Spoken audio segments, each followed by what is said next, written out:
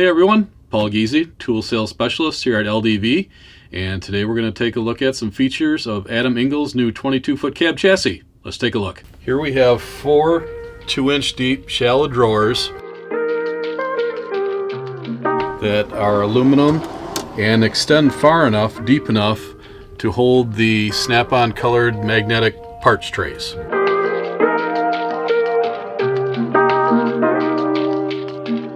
Here is the security monitor. The system consists of the monitor, 4 cameras throughout the box and out the front windshield, and also a DVR that records both sound and video.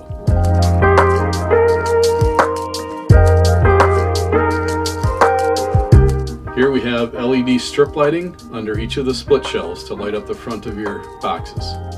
Here we have 2 step grates that are designed to help keep the inside of your truck clean, as a single clean out drawer. Here we have the single broken tool bin drop.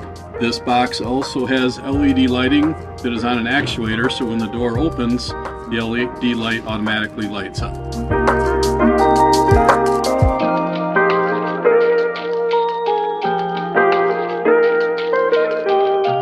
If you have any questions about these 5 features that we covered today, or are ready to start designing your tool truck, give your sales rep a call today.